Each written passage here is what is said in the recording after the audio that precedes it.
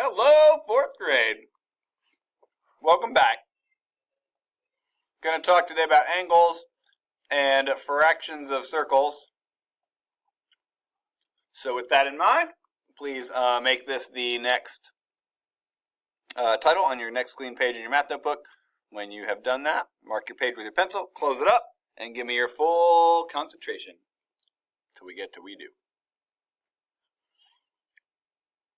Yesterday-ish, we learned about circles, and we learned that circles in particular have, no matter how you divide them up, they always have the same sum of angles in them. So no matter how you, oops, that's not a very good line segment. No matter how you divide them up, if you were to add up these three angles, the number of degrees in a circle is always, in sum, adds up to 360 degrees total, each and every time.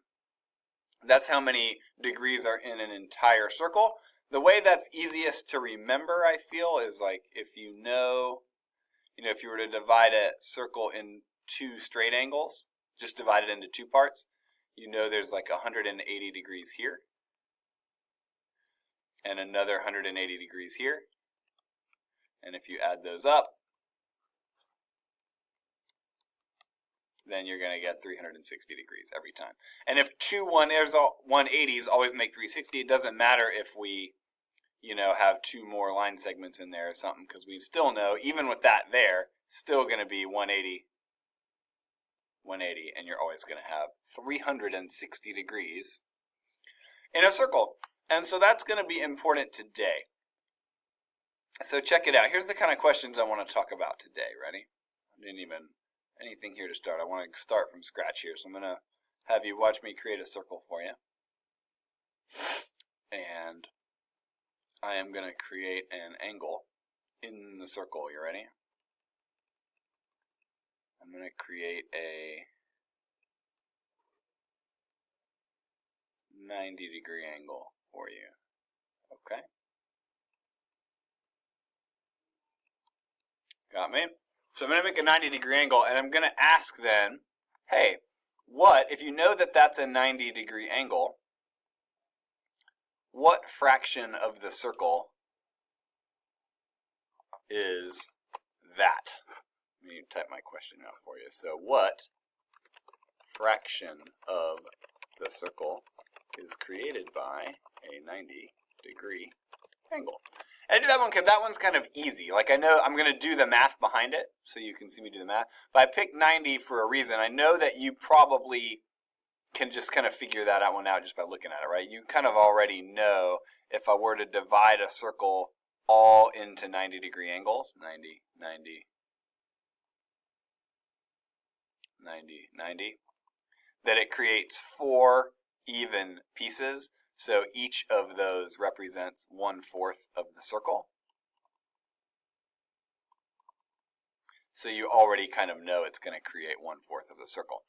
You can do that kind of logically in your head, but I want to show you the math of how we'll do a tougher one so that you know when it's time. So let me erase all these and just go back to what I gave you.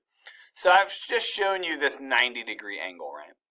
And what other thing remember we talked a few days ago about how there's problems where there's another measurement even if it's not given to you. It's like this is a 90-degree angle. You also know full well that a full turn through the circle, all of the degrees in the circle, would make 360 degrees, correct?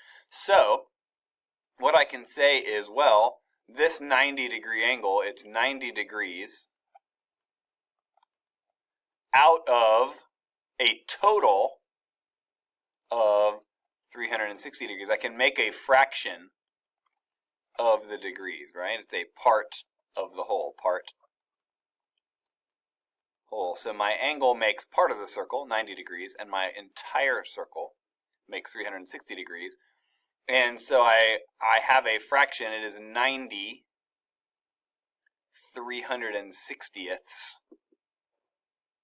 of my circle. Now you say, whoa, what? Wait. Just before you said it was 1/4 of the circle. What gives? Those are not the same fraction. Well, they are, believe it or not.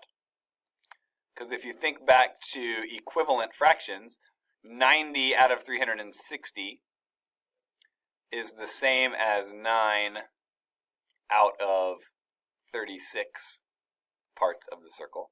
And if I divide both of those, have a common factor of 9, that's the same as 1/4 of the circle if you go way back to fraction time. So either way, I would have accepted this is a fine answer. It's 90 360ths of the circle.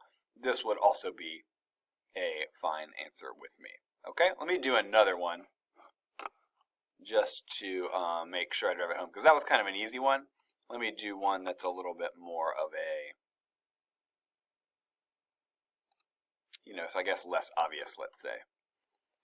So let's clear these, and let's say what fraction of the circle is created by a, let's do a 100-degree angle. Okay, so I'm going to eyeball a 100-degree angle. I'm not actually going to measure it, but our math will still work fine. So I'm going to make, here's my starting point. And let's see, this would be a 90-degree angle right here. 100 is about 10 degrees more, so I'm going to estimate it here. I know that may not be perfect, but that's pretty close to a 100-degree angle. Okay? So my question is, what fraction of the circle, this arc that's created by a 100-degree angle, 100-degree arc, what fraction of a circle is that thing? That is what part of an entire circle, or if you want to even think of the shaded part, like what fraction of the circle is that, is what we're really trying to figure out. Well, to write a fraction, I need a part, and I need a whole. And the part I'm given, it's 100 degrees out of the entire circle. And the whole is not given to me. They're just going to expect that you know, as a sophisticated math fourth grader, that a full circle has 360 degrees out of it. So it is 100 degrees out of 360 degrees of the circle. So it's 100 360ths of the circle. Pretty easy. That's a fine answer. I can live with that. It is probably possible to make a simpler equivalent fraction. Like, for instance, I know I can partition those both by 10, because they both end in a 0. So I know that's going to be the same as 10 36ths of the circle. And I could actually partition those both by 2 and even make it 5. Oh, what's half of 36? Half of 30 is 15. Half of 6 is 3, so 5/18.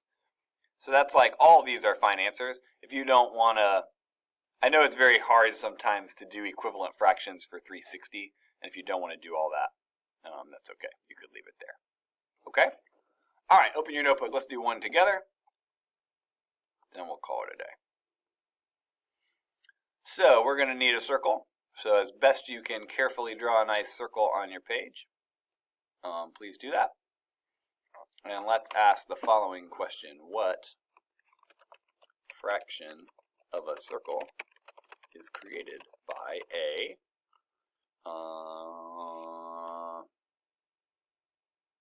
let's do a 30-degree angle, let's say. Now, I'm going to be honest. I'm not going to measure the 30. I know how. I know how to make a perfect 30-degree angle. If you have a protractor and you want to do it, be my guest. I'm going to estimate it. And I'm going to estimate it in a very careful way. Watch me. I'm going to start here. I say, okay, I know this would be a 90. You don't have to draw this yet.